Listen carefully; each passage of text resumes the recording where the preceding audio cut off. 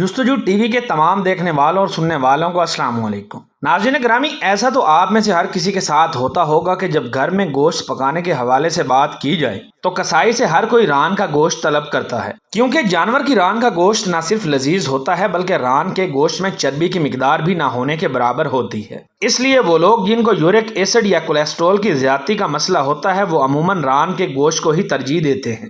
لیکن کیا آپ جانتے ہیں کہ دنیا میں ایک مذہب ایسا بھی ہے جس میں جانور کو حلال کرنے کے بعد اس کی پچھلی دونوں ٹانگوں یعنی ران کا گوشت نہیں کھایا جاتا بلکہ اس گوشت کو پھینک دیا جاتا ہے؟ آج ہم آپ کو ویڈیو میں بتائیں گے کہ یہ کون سا مذہب ہے اور ایسا کرنے کے پیچھے کیا وجہ ہے کہ اس گوشت کو کھانا تو دور کی بات اس گوشت کو ہاتھ لگانے سے بھی گریز کیا جاتا ہے۔ تو دوستو، یہودی مذہب میں جانور کی ران کا گوشت کھانا ممنوع تصور کیا جاتا ہے۔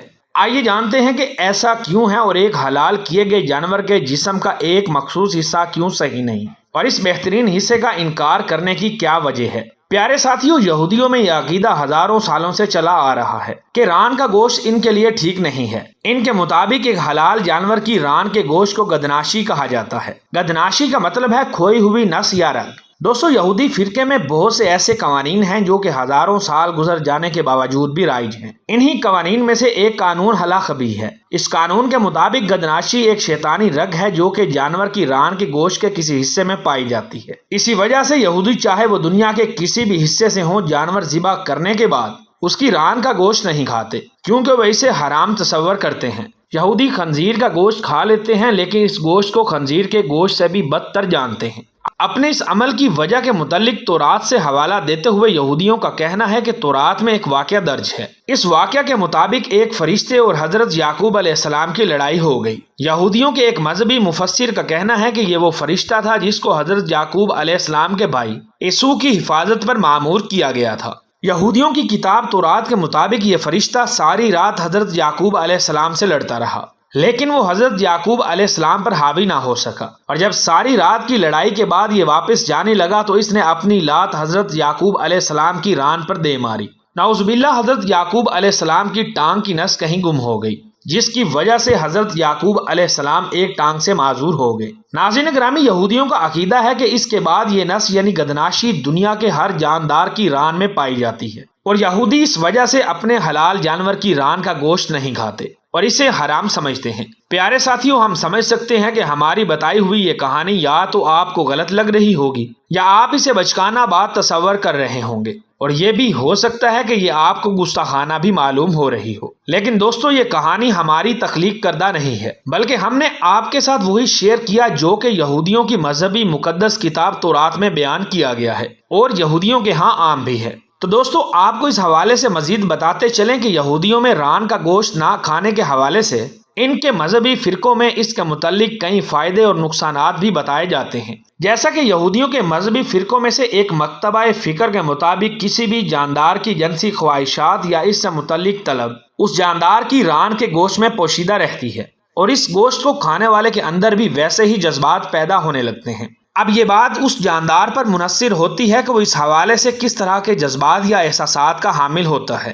آیا وہ اس کے متعلق شریف النفس ہوتا ہے یا جنسی طور پر ہوس اور حرص کا مارا ہوا یا پھر شرانگیز؟ اگر تو اس جانور کے جذبات ایسے ہی آستانہ اور شرانگیز ہوں تو اس کا گوشت کھانے سے کھانے والوں میں ویسے ہی جذبات پیدا ہونے لگتے ہیں اور وہ اپنے عظیم مقاصد کو بھلا کر شیطانی فکر میں پھنس کر شیطانی خواہشات کا غلام بن جاتا ہے۔ دوستو، یہودیوں کے نزدیک اگر انہیں شیطانی کاموں سے بچنا ہے اور شیطان کے ہتھ کنڈوں سے دور رہنا ہے جو کہ انہیں ان کاموں کی طرف راغب کرتے ہوں تو ضروری ہے کہ وہ گدناشی سے بھی دور رہیں تاکہ گدناشی یعنی شیطانی نس انہیں اپنی خصلتوں سے کنٹرول نہ کر سکے۔ اس کے علاوہ یہودیوں کے ایک مذہبی فرقے کے مشہور راوی ابراہیم آذر گدناشی کے متعلق نقصانات بتا چکے ہیں۔ اس حوالے سے ان کا خیال ہے کہ جب بھی انسان کسی جاندار کو اپنی جسمانی ضروریات پوری کرنے کے لیے ذبح کرتا ہے اور پھر اس کو اپنی خوراک بناتا ہے تو پھر انسان اور دیگر حیوانات عالم میں کوئی فرق نہیں رہتا۔ ابراہیم آذر گدناشی والا گوشت یعنی ران کے گوشت کو تلف کرنے کے حوالے سے جسٹیفیکیشن پیش کرتے ہیں کہ جب ہم گدناشی والے گوشت کو ضائع کر دیتے ہیں تو اس طرح ہم اپنے اور حیوانوں کے طریقہ حصول خوراک میں ایک واضح فرق ظاہر کر دیتے ہیں۔ دنیا میں یہودی کہیں بھی آباد ہوں، چاہے وہ اسرائیل میں ہوں یا دوسرے ملک میں، گدناشی والے گوشت کا حصہ یعنی ران کو ضائع کرنا ایک عام معمول ہے۔ اور اگر آپ کسی ایسے ملک میں گوشت کی مارکیٹس کو دیکھیں تو وہاں آپ کو کسی بھی جانور کی ران کا گوشت نظر نہیں آئے گا، بلکہ یہ گوشت ان بستیوں یا علاقوں میں انتہائی سستے داموں فروخت کیا جاتا ہے جہاں یہودی آباد نہ ہوں۔ دوستو، یہاں آپ کو ایک اور بات بھی بتاتا چلوں کہ جیسے مسلمانوں کے ہاں حلال اور حرام کا تصور پایا جاتا ہے، بالکل اسی طرح یہودیوں میں کوشر اور غیر کوشر کھانوں کا عقیدہ پایا جاتا ہے۔ یہودیوں میں کوشر یعنی حلال چیزوں کی اکثریت ایسی ہے جو مسلمانوں کے نزدیک بھی حلال ہوتی ہیں، لیکن پھر بھی جیسے زمانہ آگے کی طرف بڑھتا جا رہا ہے، ان چیزوں میں واضح فرق نظر آنے لگا ہے۔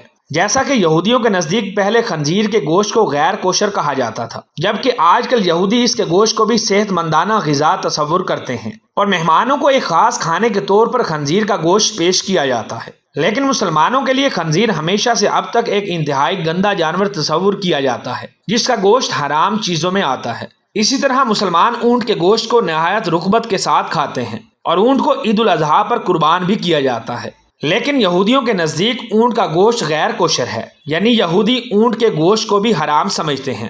بالکل اسی طرح کی دوسری مثال الکوہل ہے، جو کہ مسلمانوں کے لیے حرام اور یہودیوں کے لیے حلال ہے۔ کسی بھی قسم کی الکوہل اور اس سے بنی ہوئی اشیاء یہودیوں کے مذہب میں کوشر یعنی حلال ہیں، جبکہ مسلمانوں کے عقیدے کے مطابق الکوہل یا اس سے متعلقہ کسی بھی قسم کا کوئی بھی نشہ حرام ہے۔ اس کے علاوہ سی فوڈ، لوبسٹر وغیرہ خول والے جاندار میں شامل ہیں۔ یہودی مذہب میں غیر کوشر یعنی حرام سمجھے جاتے ہیں، جبکہ مسلمانوں کے مختلف فرقوں میں ان کے متعلق احکامات ہیں۔ اہل تشیع ان کو حرام جبکہ اہل سنت ان کو حلال خیال کرتے ہیں۔ جی تو دوستو، ہمیں یقین ہے کہ اس سے پہلے آپ نے یہودیوں کے ان عقائد کے بارے میں بالکل بھی نہیں سنا ہوگا، اور اگر آپ کے لیے یہ ویڈیو علم میں اضافے کا باعث بنی ہے تو ویڈیو کو لائک کرتے ہوئے دیگر دوستوں کے ساتھ شیئر ضرور کیجیے گا تاکہ ہماری حوصلہ افزائی بھی ممکن ہو سکے۔ انشاءاللہ آپ سے ملاقات ہوتی ہے اگلی ویڈیو میں، تب تک اپنا اور اپنے پیاروں کا ڈھیر سارا خیال رکھیے گا۔ اللہ نگہبان۔